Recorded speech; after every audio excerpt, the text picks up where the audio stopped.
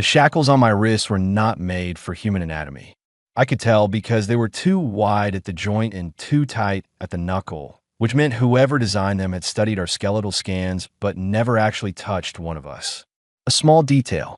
The kind of thing you notice when you were sitting in a room made of black crystal, orbiting a dead star, surrounded by 12 alien species who are deciding whether to lock your entire planet away for 200 years. My name is Mara Voss. I am 34 years old.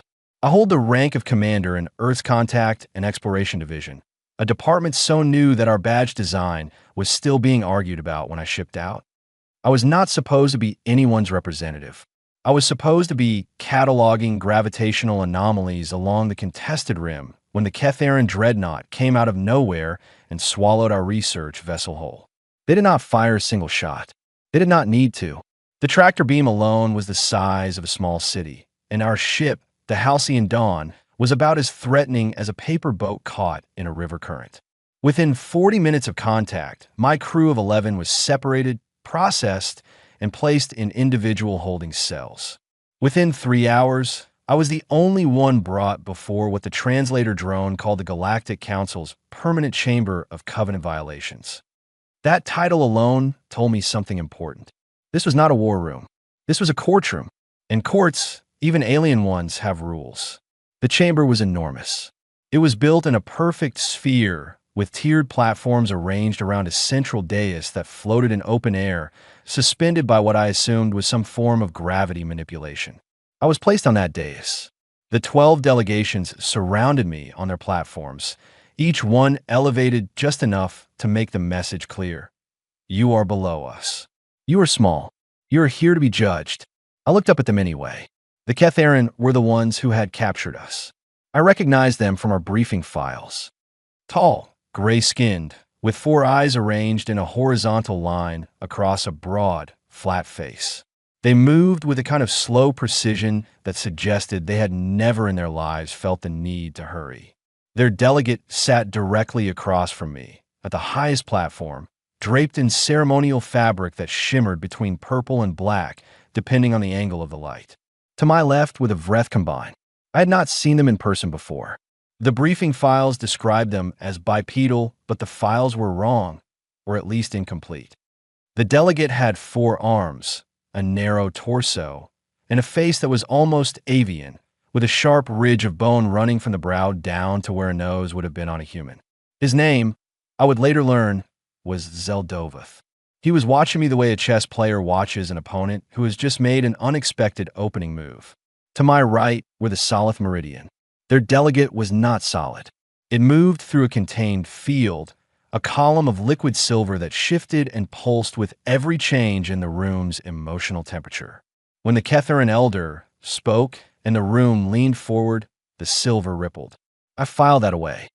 The other 9 delegations ranged across the chamber in a variety of forms that I will not try to fully describe, except to say that one of them appeared to be a distributed cloud of bioluminescent gas that occasionally made a sound like a distant thunderstorm, and one of them was made of what looked like compressed stone and communicated entirely through vibrations in the floor that the translator drone converted into words.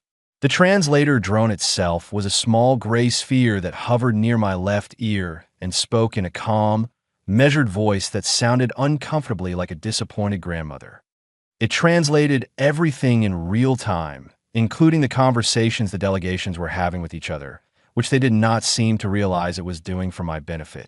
That was their first mistake. The Ketharan elder opened the proceedings. Her name was Voraneth, and she had eyes like collapsed stars, deep and dark, and full of something that had been burning for a very long time. She spoke for nearly 10 minutes. The translator drone kept pace. The charge, as laid out, was simple. Humanity had placed a research buoy 14 light minutes inside the boundary of the contested rim, in violation of the Covenant of Non-Expansion's Article 9, which prohibited unrecognized species from entering disputed territorial corridors without formal council permission. The buoy in question was solar-powered, roughly the size of a refrigerator, and had been built by a graduate student named Clara Osei at the University of Nairobi. It was designed to measure subspace particle drift. It had no weapons.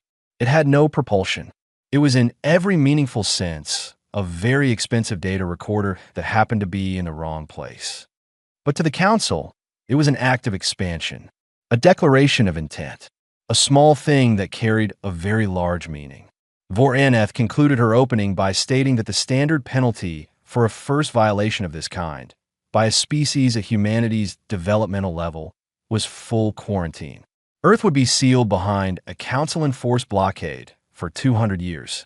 No trade, no contact, no expansion. The species would be allowed to survive, but it would do so in complete isolation from the rest of the galaxy. 200 years. I sat with that number for a moment. I turned it over in my mind the way you turn over a stone to see what is underneath it. My grandmother had been born in a world without smartphones. My mother had grown up watching the first crewed Mars landing on a living room screen.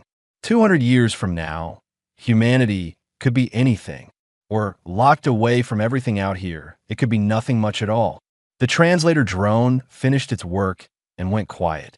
Voraneth looked at me and said, in a tone that was not unkind, but carried the full weight of 600 years of institutional certainty, the human representative may speak before sentencing is formalized. You have until the resonance bell sounds. I did not know what the resonance bell was. I assumed I would recognize it when it happened. I looked around the room, not out of nerves, out of necessity.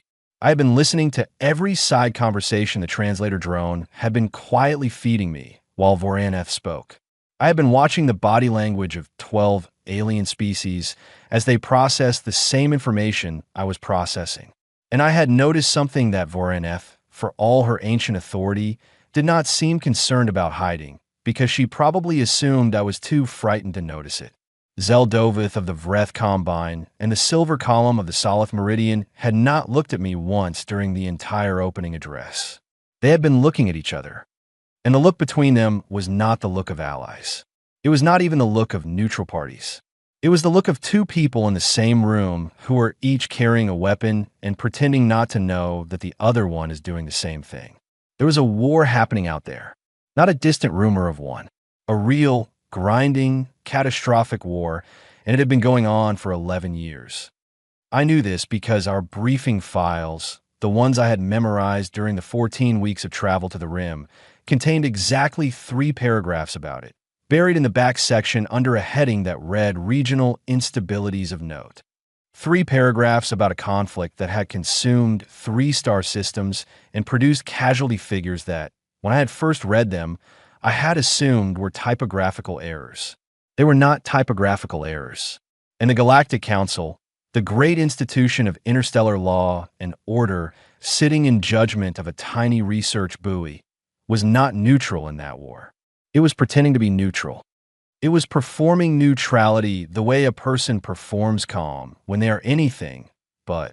The delegations from the Vreth Combine and the Solith Meridian were both present in this chamber, both technically bound by the Covenant's peace protocols, and both spending every moment of this proceeding watching each other with the focused attention of 2 storms waiting to see which one would move first. I was a distraction to most of them, a minor procedural matter, a small species that had made a small mistake and would now receive a small punishment relative to the scale of what was happening around them. That was their second mistake. When I finally spoke, I did not defend the buoy. I did not apologize for it. I did not explain that it was a graduate student's project or that it was never meant to cross any boundary or that the entire incident was, at its heart, a navigation error caused by outdated star charts. Instead, I said, Honored Council, before sentencing is formalized, I request clarification on Article 17 of the Covenant. I said it clearly. I said it without hesitation. I said it the way you say something when you are absolutely certain of what you are doing, even when you are not. The translator drone went silent for 4 full seconds. In that silence, I heard the stone species vibrate the floor in what I would later understand was the equivalent of a sharp intake of breath. I saw the gas cloud shift and separate slightly at its upper edge. I saw Zeldovith's 4 hands go very still, and I saw Voraneth, ancient and certain and entirely in control of this room, look at me with something that had not been in her eyes before. Uncertainty. The resonance bell had not yet sounded. I still had time. And for the first time since the tractor beam had pulled us out of slip space, I felt something other than fear. It was not confidence exactly. It was not courage. It was something quieter and more useful than either of those things. It was the feeling of holding a door open and not knowing what was on the other side, but stepping through anyway because standing still was the only thing that was definitely going to go wrong. I kept my eyes on Voraneth. I kept my back straight. I waited. The chamber waited with me. Asterisk, asterisk, asterisk. The holding cell they returned me to was better than the first one. That alone told me something had changed. The first cell had been a bare room with a bench and a light source that pulsed in a rhythm slightly off from what a human nervous system finds comfortable, which I suspected was not accidental. The new cell had softer lighting, something that might have been a chair designed with at least a rough understanding of human posture, and a flat surface near the door that held what appeared to be food. I did not eat it immediately. I sat down in the almost chair, and I thought. They had given me 6 hours before the formal sentencing session. 6 hours was, according to the translator Drone's parting words, a standard mercy period, an opportunity to reflect, to compose one's self, to make whatever internal peace a species made before receiving its judgment. The implication was clear. 6 hours was not an opportunity. It was a waiting room. I decided to use it as a research library instead. The data pad was on the floor near the door. It belonged to the Ketharin guard posted outside, a younger one with only 3 eyes visible, the fourth apparently covered by a piece of ceremonial fabric that indicated junior rank. He had set the pad down when he adjusted his grip on his ceremonial staff and simply never picked it up again. It was not given to me. It was not intended for me.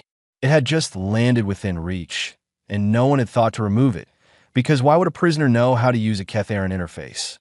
I had spent 6 weeks before departure learning the basics of Ketharin script from a translation guide that our linguistics team had assembled from intercepted commercial broadcasts.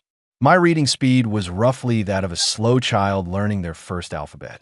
But I had 6 hours, and the pad's passive display was cycling through open council broadcast frequencies on a low-power loop, which meant it was not locked and not encrypted.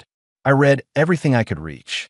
The first thing I found was a public record of current covenant signatories, which told me which species held formal standing in council proceedings and which were operating under provisional or observer status. There were 47 recognized species. Earth was not among them. We were listed in an appendix under the heading of uncontacted or pre-covenant civilizations, a category that also included 3 other species who were apparently in various stages of being discovered and assessed. We were the youngest entry on the list by a significant margin. The second thing I found was a partial index of the covenant itself. Not the full text, because the full text was hundreds of thousands of words long and written in a legal dialect of Ketharin that my reading guide had never anticipated, but the index was in simplified script and I could work through it. I went through it article by article, as fast as I could, looking for anything that was not a straightforward rule about territorial boundaries or resource extraction or diplomatic protocol. I was looking for the exceptions. Every legal document in human history had exceptions. I was betting on the same being true here. Article 17 was not easy to find. It was near the end of the index, in a section titled something that I translated roughly as Legacy Provisions of the Founding Compact. The description in the index was brief. It said, in my clumsy translation, alignment status and exemptions for species engaged in or voluntarily entering active conflict under signatory patronage. I read that sentence 4 times. Then I read it a 5th time, slowly, word by word. Voluntarily entering. Active conflict. Signatory patronage. My heart was doing something uncomfortable. I steadied it by reminding myself that I was reading a rough translation of an index entry, not the article itself, and that I could be catastrophically wrong about what it meant. But I also knew that I had walked into that chamber 2 hours ago with nothing and said the words Article 17 with complete authority, and the room had reacted as though I had said something real, which meant that whatever Article 17 actually said, it was something the Council took seriously. I kept reading. The war between the Vreth Combined and the Solith Meridian had a name in the Council records. It was called the Meridian Fracture, and it had begun 11 years ago over a disputed transit corridor near a star cluster called the Venn Points. The original incident was minor by the scale of what followed. A solid mining operation had been established inside a zone of Vreth, considered a historic trade route, and an early confrontation between patrols had produced casualties, and the casualties had produced political pressure, and the political pressure had produced escalation. And 11 years later, the casualty figures in the public record were the same ones I had first read in our briefing files and then refused to believe. The Council had issued 17 formal resolutions calling for a ceasefire. All 17 had been acknowledged and ignored. The Council's formal position was that both parties retained their seat at the table as long as they did not violate Covenant protocols inside Council space. The result was a war that had consumed 3 star systems and ended more lives than I could hold in my head at once. While its principal parties sat in a crystal chamber and watched each other across a dais where a human commander was currently trying to avoid a 200-year quarantine. I thought about Zeldovith's 4 still hands. I thought about the Solith column and the way it had rippled when I spoke. They both wanted something. They always did in rooms like this. Every war had a propaganda dimension, a contest of perception and legitimacy fought alongside the physical one. 11 years in, both sides would be exhausted not just in ships and resources, but in the harder currency of credibility. Neutral species watching the Meridian fracture will be making calculations constantly about which side was right, which side was winning, which side was worth aligning with if the conflict ever spread. A new species, one that had just arrived in the galactic community with no prior allegiances, would be a signal. A small one, but a real one. A voluntary alignment from humanity would mean something on those neutral worlds. I put the datapad down and looked at the ceiling. The ceiling was black crystal, same as the walls. My reflection looked back at me, slightly distorted, like a version of myself seen through old glass. The most obvious move was to invoke Article 17 in a way that implied humanity was willing to align with the Vreth Combine. Get Zeldovith's support. Get the exemption from quarantine. Walk out of this chamber with Earth's freedom intact and deal with the consequences later. It was simple. It was direct. And it had at least one extremely significant flaw. If I invoked Article 17 and Earth aligned with the Vreth, we were not observers. We were not a protected neutral party. We were a signatory power in an active war, which meant the Solith Meridian would consider us a legitimate military target. Our solar system, our 1 research vessel, our 11 crew members in individual holding cells. A war that had consumed 3 star systems would now consider Earth a participant. I stood up and walked the length of the cell, which took about 4 steps in each direction. Then I walked it again. The almost chair watched me from the corner. I needed a different angle, not alignment, something else. Something that used the legal architecture of Article 17 without committing Earth to either side of a war we had no ability to fight. I sat back down. I picked up the datapad. I went back to the index and worked backward from Article 17 to Article 3, which was early enough in the document to likely be foundational rather than procedural.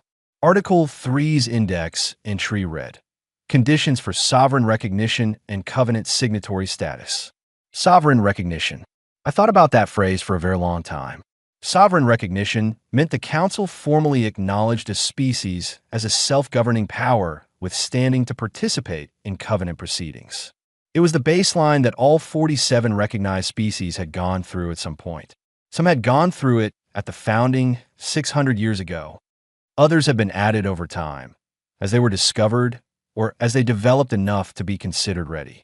The process was long and careful and deliberately slow, because the Council had apparently learned, across 6 centuries of experience, that rushing species into a framework they did not understand produced worse outcomes than making them wait. But it was a process. It had a beginning, and beginnings could be initiated. The conditions listed in the index were a formal declaration of sovereign intent from the petitioning species, a minimum technology threshold, a period of observation and review, and a co-sponsorship from at least one existing signatory in good standing. Co-sponsorship, that was the hinge. That was the piece that everything else turned on. Without a co-sponsor, the petition could not be filed. With one, the process had to begin, regardless of what anyone else in the room preferred. The covenant required it. 600 years of institutional weight required it. I thought about who in that chamber might be willing to do something that had not been done in a very long time. Not the Vreth. They had too much to gain from a direct alignment and would push for that instead. Not the Salith, for the same reason in reverse. Not the Ketharin, who had captured us and would see co-sponsorship as a conflict of interest. The remaining delegations I assessed one by one. 6 of them were, according to the public broadcast records, either formally aligned with one side of the Meridian fracture or so deeply invested in the current balance of the council that disrupting it would cost them more than it was worth. The 7th was the Muir Collective. The Muir were old. They were the oldest signatory on the council's founding record. They had been present at the writing of the covenant, which meant they understood its mechanics in a way that no one else in that room did, because they had been there when the mechanics were invented. According to the public records, the Muir had co-sponsored a petition exactly once. 312 years ago. The species they had brought in was the Ketharin, the same civilization that had just captured my ship and put me in this chair. I sat with that for a long time. What had the Muir seen in the Ketharin 300 years ago that had made them worth standing up for? I did not have enough information to answer completely, but I could see the shape of an answer. I thought the Muir looked for species that were worth the trouble of including. Not powerful species, not safe species, species that had something to contribute to a community that had been talking to itself for a very long time, something the conversation lacked. I looked at my reflection in the black crystal wall, slightly distorted, a version of myself seen through old glass.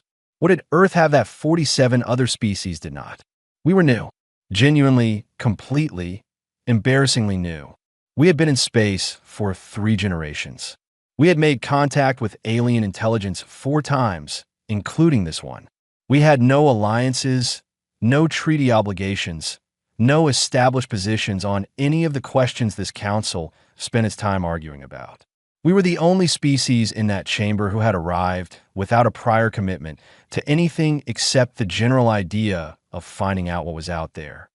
In a room full of ancient, entrenched, exhausted positions, that was not a weakness. That was the rarest thing available. Outside my cell, I could hear the distant harmonics of the ship's systems, a low, constant hum that was just different enough from any sound on Earth to remind me, every few minutes, exactly how far from home I was. I thought about my crew. Owen Priestley, my navigator, who had been seasick on the ocean every time we had done training exercises on Earth, but who had never once complained about anything in space.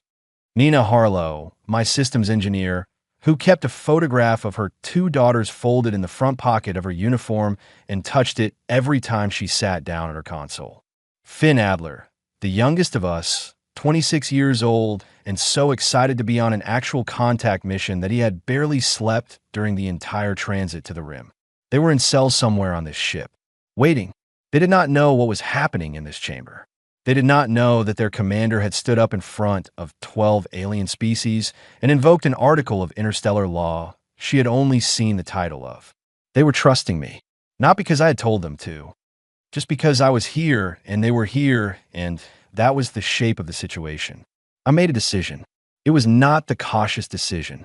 It was not the one that minimized risk to me or to Earth's diplomatic standing or to whatever relationship our government would eventually try to build with the Council through proper channels. It was the decision that came from a very clear understanding of one thing. The cautious option was not actually safe. Quarantine was not safe. 200 years of isolation was not safe. A galaxy that decided humanity was a minor procedural footnote would not treat us kindly when we eventually re-emerged from it. The only position worth taking was a real one. Not a bluff, not a misdirection, something true. I spent the remaining 3 hours of the mercy period preparing my words very carefully. When the guard appeared at the door to return me to the chamber, I was ready. I was also extremely tired, running on cold adrenaline, and something I had eventually eaten from the flat surface by the door that tasted like salted cardboard but had apparently been edible because I was still standing. The chamber looked the same. The 12 delegations were in their positions. The central dais was still floating. The translator drone appeared near my left ear like a small, faithful planet settling into orbit. Voraneth looked at me. The mercy period has concluded.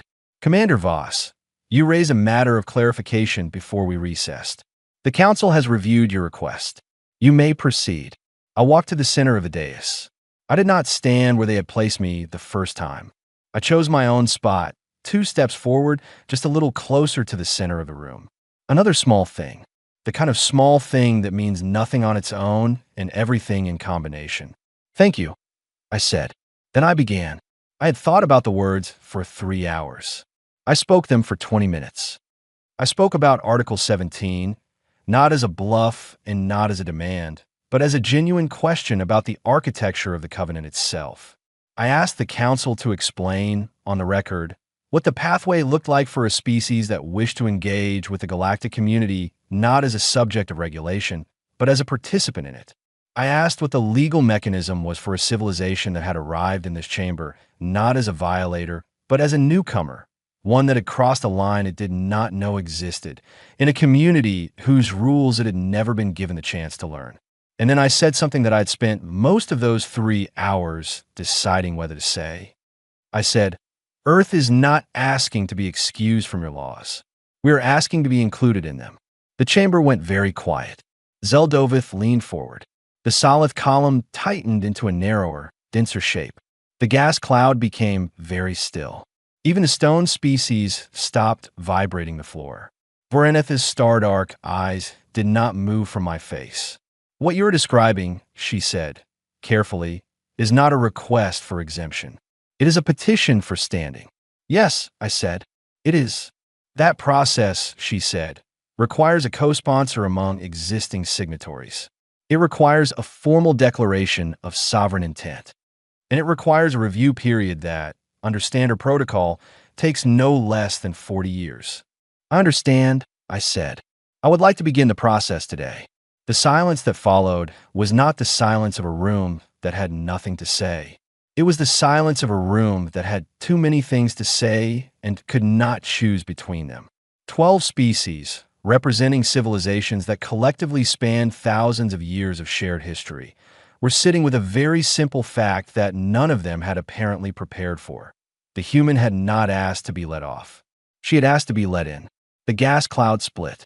Not dramatically, just slightly, a faint separation at its upper portion, as though one part of it had reached a different conclusion from the rest. The stone species began vibrating the floor again, and this time the translator drone gave me the content. It was a procedural question directed at the Council's legal record keepers, asking whether the co-sponsorship provision of Article 3 had ever been used by a species that was simultaneously under active sentencing review. Apparently, it had not. Apparently, no one had ever tried this before. I stood on the floating dais in the crystal chamber above the Dead Star, and I let that fact settle around me. And I did not smile, because this was not a moment for smiling, but somewhere in the back of my mind, past the exhaustion and the fear and the cold adrenaline, a very small and very human part of me thought, of course no one has ever tried this before. Why would they? They all knew the rules. They all grew up inside the rules. We did not. That had always been our problem. It had just become our advantage. Asterisk, asterisk, asterisk. Article 17, as the Council's legal record keepers confirmed over the next 40 minutes in a very fast, very tense exchange that the translator drone carried to me in real time, did not say exactly what I had implied it said when I first raised it in the chamber. It was more specific than I had hoped and more flexible than I had feared. What it actually said, in the rough translation the translator drone provided when I quietly asked it to pull the full text, was this: any species operating in proximity to an active conflict zone and in contact with one or more signatory powers in that conflict could petition for provisional alignment status, which would exempt it from standard non-expansion penalties for the duration of a formal review period. Provisional alignment status was not the same as full military alliance. It was not a commitment to fight. It was, in the language of the Covenant, a recognized acknowledgement that the species existed in a complicated relationship with an ongoing conflict and needed protected space to navigate that relationship without being penalized for simply being present. It was, in other words, exactly the kind of carefully worded legal middle ground that 600 years of interstellar diplomacy would eventually produce, because 600 years of interstellar diplomacy had learned that the most dangerous thing in any conflict was a small power with no defined status and nothing to lose. I had not known this when I said the words Article 17. I had known the title and the index description and the 4 words voluntarily entering active conflict, and I had gambled on the rest. The gamble had not landed exactly where I aimed, but it had landed somewhere useful. The problem was that Zeldovith knew this too. He was, by every measure I could observe, extremely intelligent and entirely aware that I had been improvising. He had watched me for long enough now to understand that the human in the center of the chamber was doing something more than panicking. And now he leaned forward on his platform and addressed me directly, bypassing the formal protocol that required all communication to go through the council chair. "Commander Voss," he said, and even through the translator drone his voice had a quality I can only describe as precision. Every word placed exactly where he wanted it. "You have raised Article 17 and Article 3 in the same breath. These are not traditionally combined. Who advised you on this approach?" "No one," I said. His 4 hands moved. It was not exactly a gesture I recognized, but the general energy of it was something like, "Well, that is interesting."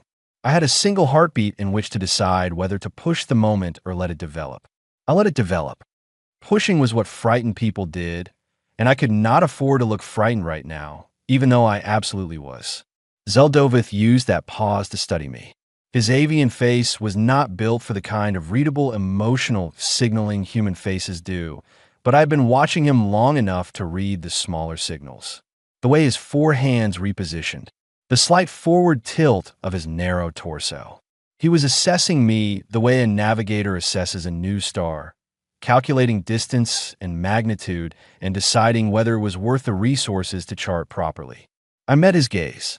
I kept my face calm. I thought about the fact that I was standing on a floating dais in a crystal chamber above a dead star with my wrists in shackles that did not fit correctly, trying to convince a 4-armed alien that Earth deserved a seat at a table that contained the oldest and most powerful civilizations currently known to exist, with nothing to back me up except a borrowed datapad and 3 hours of reading. If there was a more human situation I'd ever been in, I could not immediately think of one. "You are proposing," he said finally, "that Earth is simultaneously a candidate for Article 17 provisional status and a petitioner for Article 3 sovereign recognition. I am asking," I said carefully, "whether those 2 things are mutually exclusive." He was quiet for a moment, not the quiet of someone who did not know the answer, the quiet of someone deciding how much of the answer to share.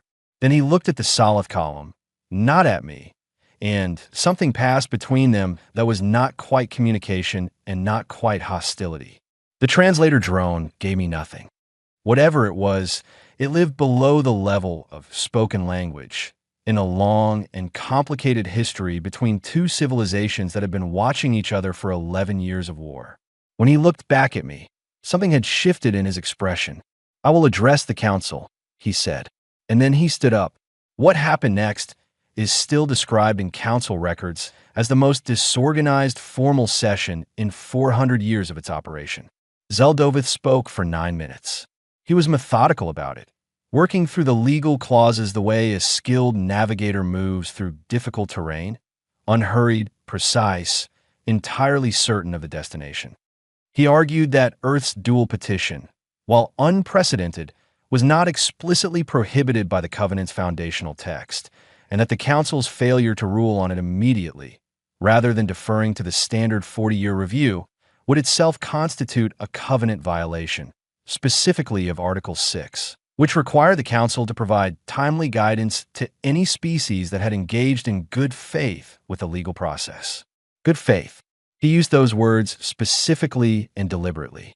He was arguing that I had engaged with the Council in good faith. That was generous of him, and I suspected it was not entirely altruistic.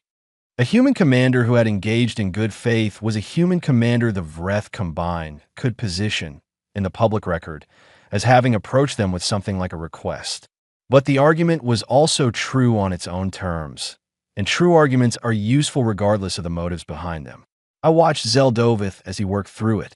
He cited precedents I could not evaluate and referenced prior council decisions that the translator drone reduced to shorthand. He was building something clause by clause, and I was watching it go up without being able to see the whole structure from where I stood. What I could see was the effect. The stone species stopped vibrating. Two of the smaller delegations turned back toward the center of the chamber. Even the gas cloud's internal separation seemed to pause, both halves drifting slightly toward each other as they oriented to the same source. Zeldovith was extremely good at this, and I filed that fact alongside his generosity, both useful, both carrying a price I would need to calculate later. The solid delegate did not wait for Zeldovith to finish. The silver column surged upward in what the translator drone told me was a formal interruption signal and began to speak simultaneously. The translation overlapped in my ear, two arguments running in parallel, and I caught the core of the solid position within the first 30 seconds. They were not opposing Earth's petition. They were opposing Zeldovith's framing of it. They wanted the dual petition ruled on as a single matter, with both articles considered together, rather than sequentially, which would change the order of review and, critically, the composition of the review committee. They were arguing about process, not outcome. Process. I understood then, watching those two delegations argue past each other about procedural rules, why the Meridian fracture had lasted 11 years. Because the real contest between the Vreth Combine and the Solith Meridian was not just the one being fought in the Ven points. It was this one too, the one fought in rooms like this, over the control of process and precedent and the fine grain of how rules were applied. The shooting war was the visible part. This was the architecture underneath it. Whoever controlled how decisions were made controlled what decisions got made, and both of them had spent 11 years practicing that understanding. And I had, entirely by accident, and then by approximately 3 hours of very careful thinking, just placed a new piece on that board. The gas cloud separated more definitively now, its two portions drifting apart by a full meter. The translator drone told me this was a signal of formal internal descent, meaning the gas cloud species was currently having a governance crisis in real time. The stone species was vibrating the floor so consistently that I could feel it through the soles of my boots. Two of the smaller delegations had turned their platforms slightly to face each other rather than the dais, conducting what appeared to be a rapid, private exchange. The chamber was coming undone, not catastrophically, but visibly. The kind of undone that happens when a system that has been holding itself in careful balance gets one new variable it was not designed to accommodate. I had been that variable. I stood on the dais, and I kept still. Stillness, I had learned in the past several hours, was its own form of communication in this room.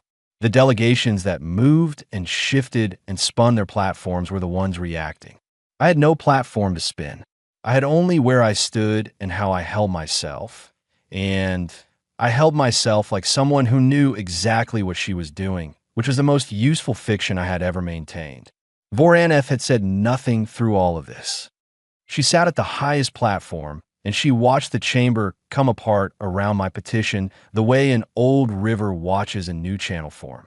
Not with alarm, with the careful, calculating attention of someone who has seen things break before and is already thinking about what shape they will take when they settle. She looked at me for a long moment. Her eyes carried something that had not been there when this session began. Not warmth exactly. The specific attention of a very old mind watching a new pattern form in a room where new patterns had become rare. After 14 minutes, she raised one hand.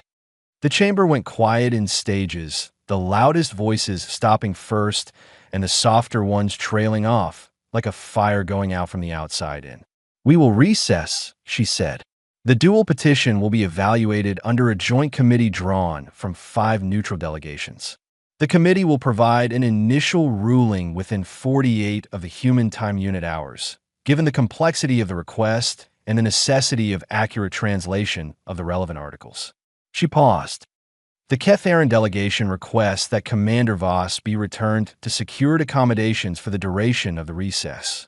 Then she added something the translator drone gave me in a slightly different register, quieter, as though she was aware she was saying something not quite part of the official record. Secured accommodations of adequate standard.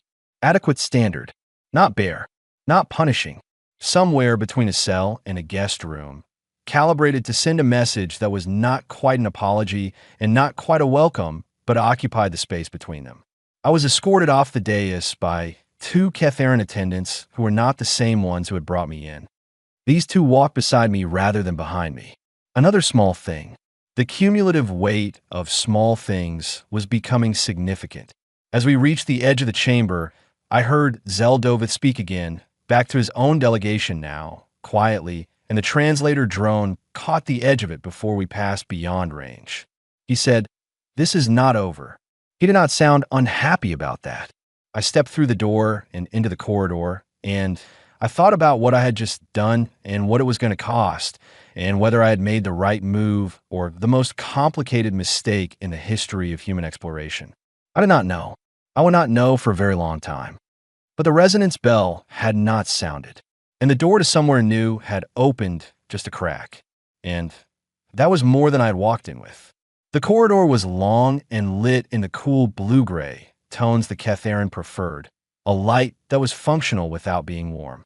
Through a narrow viewport set into the outer wall, I could see a sliver of space, the deep black between stars punctuated by the faint cold glow of Veth9. The dead star hung there the same way it always had, unchanged by everything that had just happened. I thought, we are not going to be that. Then I went where they were taking me, and I thought, and I waited, and the 48 hours began. Asterisk, asterisk, asterisk. The new accommodations were 2 rooms instead of 1, with a window that looked out at the dead star, Veth9, hanging in the black with no light of its own, just the reflected cold glow of distant systems making it faintly visible. I stood at that window for a while after the door closed, and I thought about what 48 hours meant and what I needed to do with them. Then I lay down on something that was roughly a bed, and I slept for 6 hours because no plan survives contact with exhaustion, and whatever I was going to do next required me to be able to think. I woke up to a soft chime at the door. When I opened it, the translator drone was there, and behind it stood a Ketharan attendant carrying a flat tray with a proper meal, something clearly designed for human consumption based on our captured nutritional profiles, and a second data pad, newer and less accidentally placed than the first. The attendant set the tray down and said, through the translator drone, with the careful neutrality of someone delivering a message they did not write, "The Muir Collective requests 15 minutes of your time. At your convenience." I ate the meal first. It tasted like nothing specific, but it was warm and it filled the space hunger had been occupying, and that was enough. Then I sat with that fact. The Muir Collective. I had been thinking about them, quietly, as a possibility, but I'd said nothing to anyone. I had not publicly named a co-sponsor. I had been sitting with the idea, turning it over, examining it from every angle, and I had told no one because I was not certain yet. But they had come to me. I thought about what that meant. A species present at the founding of the Covenant, ancient enough to remember what the galactic community looked like before the rules existed. Publicly neutral in the Meridian Fracture, quietly exhausted by it, according to everything I had read. The kind of civilization that had seen enough history to know that every war eventually ended, and that the way it ended mattered more than who appeared to win it.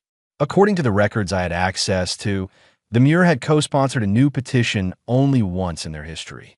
312 years ago. The species they had brought in was the Ketharan, the same civilization whose ship I was currently sitting inside. That detail sat in my chest like a stone that was not entirely unwelcome. I sent word through the attendant that I would meet with the Muir representative in 20 minutes. Then I used those 20 minutes reading, thinking, testing the ground before I stepped on it. The Muir had no formal stake in the Meridian Fracture. Their territory was old enough to predate the disputed corridors that had started the war. They had never issued a public statement supporting either side, which in itself was unusual Because most of the nominally neutral species in the council had at some point said something that could be interpreted as leaning one way or the other. The Muir had said nothing for 11 years. That was not indifference. Indifferent species do not sit in chambers for 11 years watching something carefully. That was waiting.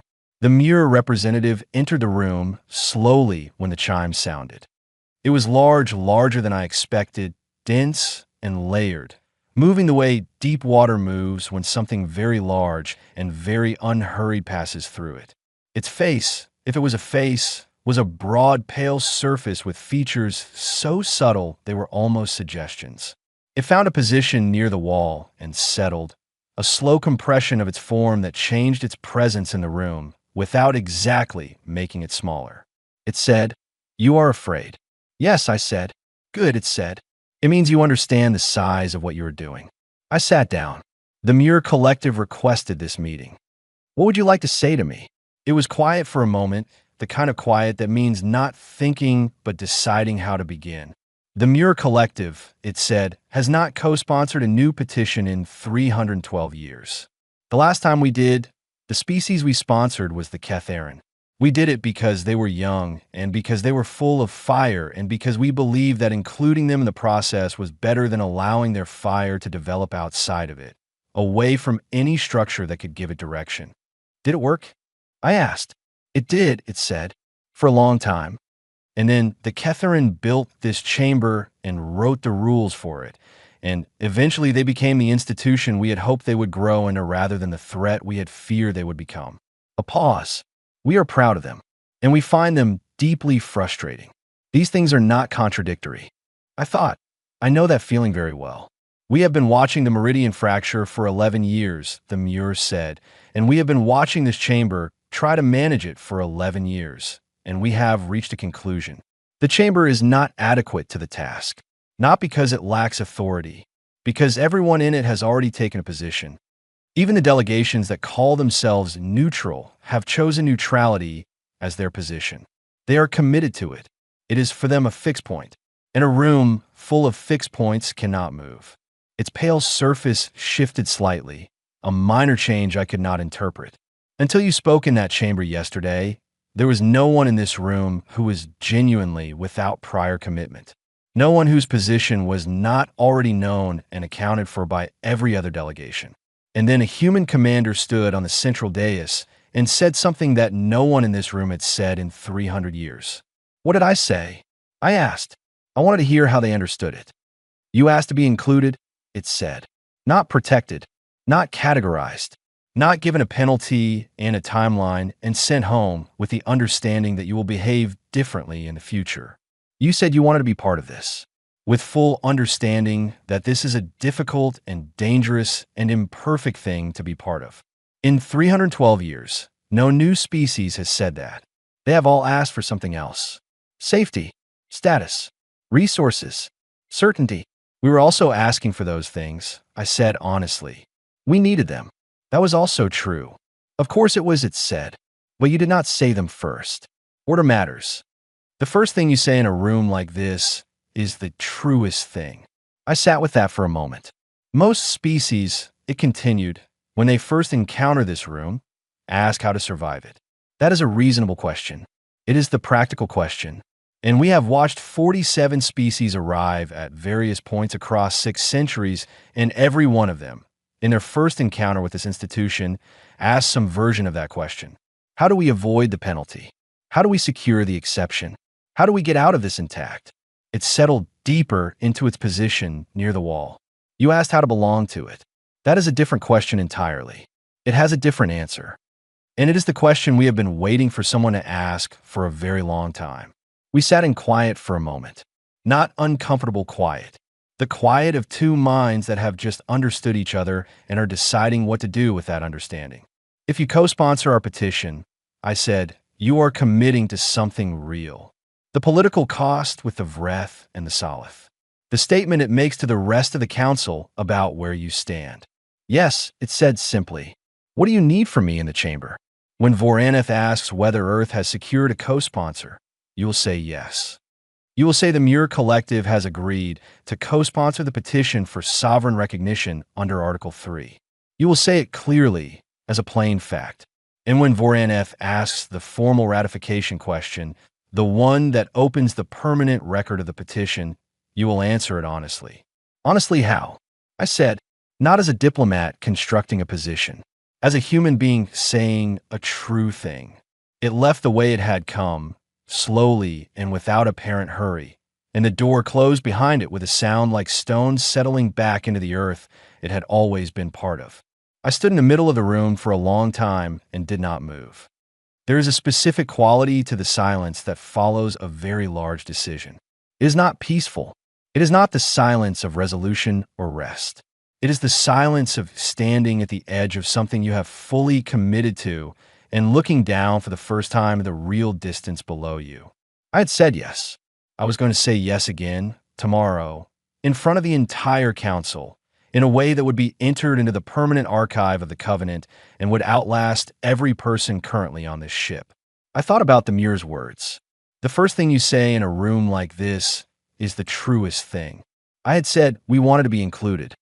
I had said it when I was exhausted and frightened and working with almost no reliable information. It was not a diplomatic calculation. It was just what was true. Earth did want to be included, not managed or categorized or entered in an appendix. Included, as a real participant in a real conversation about a universe that belonged to all of us. That was what the species had always been reaching toward, from the first human who looked up at the night sky and felt the specific, unstoppable need to know what was out there. Clara Osei's buoy was not a mistake. It was not a navigation error. It was the most human thing imaginable, a small device pointed at the dark between stars, asking questions. I thought about the Muir's final instruction. Answered honestly, not as a diplomat, as a human being saying a true thing. A diplomat knows what the answer should be before saying it. A human is still finding out what the answer is in the act of saying it. That was what I was going to do tomorrow. I stood in the middle of the room and I breathed. Then I went to the window and looked at Veth9, the dead star that lit nothing and burned nothing and simply occupied space the way a fact occupies a room, undeniable and unchangeable and completely indifferent to whether anyone was ready for it. I thought, we're not going to be that. Then I went back to the almost bed, and I lay there looking at the ceiling, and I thought about what honesty looked like in the most important sentence I would ever say on behalf of my species, and eventually, in the quiet of the ship's hum, I slept. When I woke, it was time. Asterisk, asterisk, asterisk. They brought me into the chamber at the start of what the translator drone called the third hour of the council day. The chamber looked the same. The floating dais, the tiered platforms, the 12 delegations in their positions. The same geometry, the same weight in the air, the feeling of a room that had held too many serious conversations and kept the echo of every one of them. But the room had changed in ways that went beyond geometry. The two portions of the gas cloud that had separated during the previous session were now fully distinct entities. Where one cloud had occupied a single platform, there were now two, positioned at a slight angle that suggested the kind of disagreement that has hardened overnight into a formal division. The stone species had rotated its platform away from the Salif delegation by a few degrees. Two of the smaller delegations that had been turned toward each other at the end of the last session were now oriented differently, not back to the dais, but not quite toward each other either, as though they had reached some private conclusion that left them unsure where to look. My petition had done that. Not as a strategy, just by existing. The introduction of a genuinely new element into a system that had been stable for 11 years had shifted the weight of every relationship in the room. Not dramatically, not all at once, but in the small, sure ways that precede large changes. I walked to the center of the dais. I stood where I had chosen to stand. I looked at Voraneth. She looked back at me with those star-dark eyes, and this time I could see it clearly. The specific attention of a mind that has lived long enough to see patterns that shorter lives cannot perceive, watching a new pattern begin to form and deciding what it means. She spoke in a measured cadence of formal proceedings. Commander Voss, The Joint Committee has completed its preliminary review of the dual petition submitted under Articles 3 and 17 of the Covenant. A pause, and in the pause the room held its breath. The committee's finding is as follows. Articles 3 and 17 are not mutually exclusive as applied to the circumstances presented. A species simultaneously seeking provisional conflict zone status under Article 17 and sovereign recognition under Article 3 is operating within the permissible scope of the Covenant, provided the procedural requirements of both articles are independently satisfied. I heard the stone species vibrate a single sustained note through the floor. The gas cloud entities shifted. I kept my eyes on Voraneth. The committee notes that this is the first instance of a dual petition in the Covenant's recorded history. Supplementary guidance will be issued upon conclusion of the review period. She paused. The primary outstanding requirement for Article 3 to proceed is co-sponsorship from an existing signatory delegation. Commander Voss, has Earth secured a co-sponsoring delegation? This was the moment. I had rehearsed it the way you rehearse something you are afraid of, not by saying it over and over until it became mechanical, but by sitting with it until it became real, until I had felt the full weight of what the words meant, and had decided that the weight was something I could carry. Yes, I said. The Muir Collective has agreed to co-sponsor Earth's petition for sovereign recognition under Article 3 of the Covenant. I said it clearly. I did not look at Zeldovith. I did not look at the Solith column. I looked at Voraneth, and I said it like a fact because it was one. The chamber did not go quiet. It went loud in a way that was different from the previous session. Before, the noise had been the noise of argument, of competing positions colliding. This was the sound of 12 species processing something that had not been in their calculations, something that could not be immediately categorized and therefore could not be immediately managed. Voraneth raised her gaze to the Muir platform. The Muir Collective confirms this co-sponsorship. The Muir's voice came through the wall-mounted translator with the same slow, settled weight it had carried in my room the night before. The Muir Collective confirms. 15 seconds of real noise followed.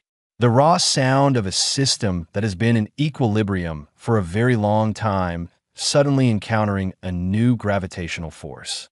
I stood in the center of it, and I kept my feet on the dais, and I thought about Owen and Nina and Finn, and I held the thought steady while the room moved around it. Zeldovith stood. He did not ask for the floor. He simply stood, and the room quieted around him. The Vreth combined, he said, acknowledges the validity of the Muir co-sponsorship and raises no procedural objection. He let that land, and then he said something that landed differently. We know for the permanent record that Earth's engagement with this process has been without precedent in the Council's history and conducted with a quality of mind that the Vreth combined finds worthy of formal acknowledgement.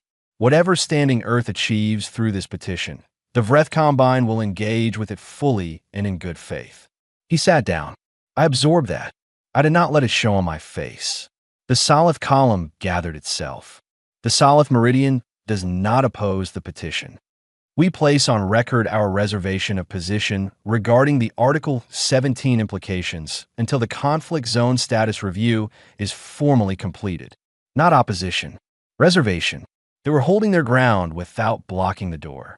The remaining delegations spoke in sequence. Some were brief. Some were procedural.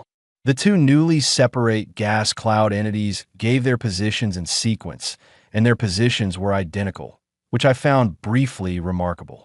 The stone species vibrated a long, complex note that the translator drone converted into a statement of formal non-objection coupled with a request for additional documentation. None of them said no. By the time the last delegation had spoken, the room had done something that rooms like this do not do easily or often. It had agreed, not with enthusiasm, not without reservation, but in the slow, heavy machinery of interstellar governance.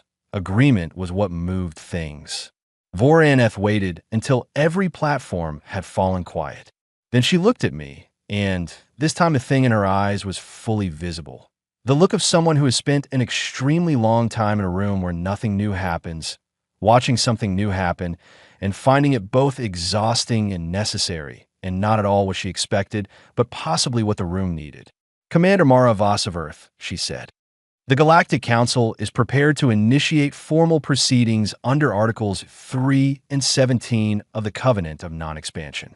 Before the permanent record is opened, the Council is required by Article 3 to pose one question to the petitioning representative.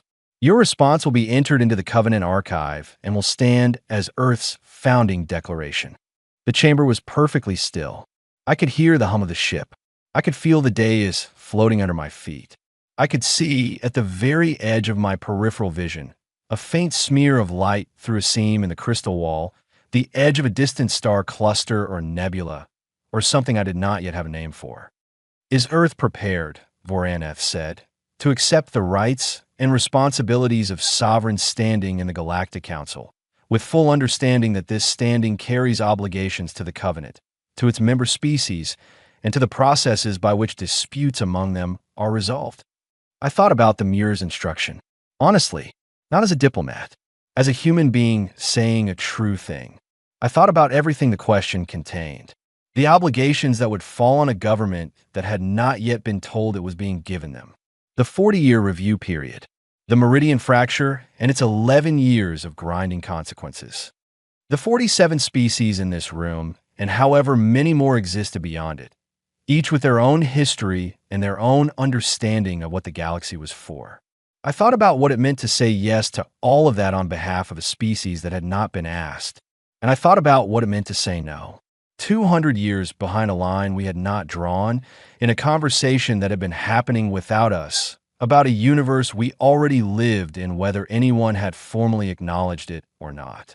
"Earth is ready," I said, and then I said the true thing. We do not know everything this means. We will make mistakes. We will ask questions that seem obvious to everyone in this room and miss things that should be clear to us. We will cause problems we do not intend, because that is what it means to be new to something this old and this complicated. I paused. I wanted the next part to land without anything around it. But we are ready, because the only honest alternative is to stand outside a room we already live next to, pretending the conversation inside it does not affect us. And we have never been good at pretending that the things that matter do not matter. We are not built for that. For better or worse. That is the most true thing I can say about my species. The chamber was silent in a way it had not been at any point in the past 2 days. Not the silence of deliberation. The silence of something complete. Voraneth pressed something at her platform. A tone sounded through the chamber. The translator drone did not translate it. It did not need to. Some things communicate directly across the barrier of language and biology and the million different ways that different kinds of minds have of being in the world. It was the tone of a new member. The last time it had sounded in this room was 312 years ago. I had not fully understood what it meant until I heard it. It meant that something had begun. They let me off the dais. The corridor, the hum of the ship, the window in my 2-room accommodation looking out at Veth 9, the dead star that lit nothing. I sat down. I picked up the datapad. I opened a transmission file. To Earth Command, from Commander Mara Voss, aboard the Ketharan vessel Eternum Conclave, in orbit of Veth 9, contested rim approach, transmitted via the Covenant Relay Network, to which Earth now has provisional access. I am well. My crew is well. We are not being quarantined. I need you to understand that sentence before you read the rest of this, because the rest of this is going to require you to convene several committees and contact the relevant government ministries, and probably call at least one emergency session of whatever body is equipped to handle the information I am about to give you. All of that is going to happen. But before it does, I want you to hold on to the fact that we are not being quarantined, because 48 hours ago, that was the only outcome any of us expected, and the distance between that outcome and the current one is worth a moment of acknowledgement before we proceed to the part where everyone is appropriately alarmed. Earth is now a candidate for sovereign standing in the Galactic Council of Covenant signatories. The petition has been initiated under Article 3 of the Covenant of Non-Expansion. Our co-sponsor is the Muir Collective, which is the oldest continuously operating civilization currently holding Covenant membership. The formal review period is 40 years. During that period, Earth will hold provisional standing, which carries real obligations and real protections in approximately equal measure. I made several decisions on Earth's behalf that I was not authorized to make. I am aware of this. I will answer for all of them when I return. I am not asking for forgiveness or approval in advance. I'm telling you what happened so that you can begin to prepare for what comes next. What I want you to understand before the committees convene and the ministries are contacted is this. They were waiting to see what kind of species we are. That question was not going to remain unanswered simply because we chose not to engage with it. It was going to be answered by our presence in their space, by the buoy Clara Osei built, by the 14 light minutes between our position and the line we did not know we had crossed. The question was already being answered. I simply tried to answer it on our terms rather than theirs. I answered it the way I knew how, which was honestly and imperfectly and with the full weight of not knowing what I was doing, but knowing that not doing anything was worse. We are in the room now. We have a seat at the table. What we do with that seat is going to be the work of decades, and most of it will be done by people better suited to it than a contact commander who reads alien legal indexes with a 6-week language course and a borrowed datapad. Send those people. Send diplomats who can read Ketharan fluently. Send legal scholars who can work through 600 years of covenant text. Send scientists who can contribute something real to the conversations this community is already having about the universe we share. Send anyone who is not afraid to sit in a room where they are the youngest and the smallest and the least experienced and ask good questions anyway. We have earned the right to be here. Let's not waste it. One more thing. When you speak to the media, because you will, and it will be soon, do not say that Earth won something today. We did not win. We entered. Those are different things. Winning implies an ending. This is a beginning, and it is a long and complicated one, and anyone who tells you otherwise has not read the 40-year review provisions of Article 3. But we are in, and we were invited. And an ancient civilization that has been sitting quietly in this room for 300 years, waiting to see if anyone new was worth standing up for, decided that we were. That is enough for now. The rest can wait for the committees. Mara Voss, Commander, Earth Contact and Exploration Division. First Delegate, Provisional, pending formal ratification. Signing off. I sent the transmission. I set the datapad down. I looked at the window. Veth 9 was still out there, hanging in the black, lending nothing, asking nothing, just occupying its position in space with the absolute indifference of a thing that had used up everything it had and had nothing left to spend. I thought about Owen Priestley and his uncomplaining sea legs, and about Nina Harlow's folded photograph, and her 2 daughters who did not yet know that their mother had been present at the most important moment in the history of their species, and about Finn Adler, 26 years old, who had barely slept for excitement, and who was going to have a great deal more to be excited about before this was over. I needed to find out where they were keeping my crew. That was the next problem. There was always a next problem. That was the thing about beginning something. The problems did not stop.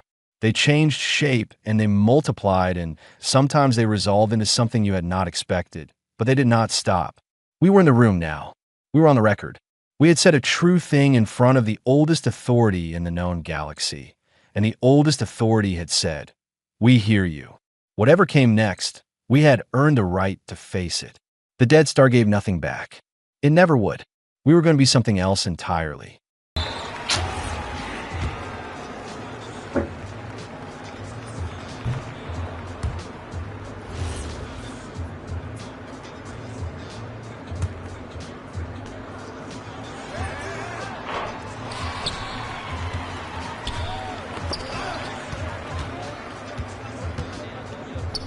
That's a bad shot board.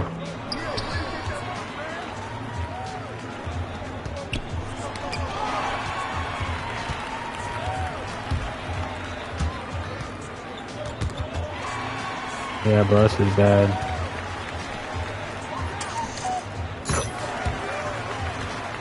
We're good, we're good. We're not losing this game. Alright, buddy. I'm right in front of you.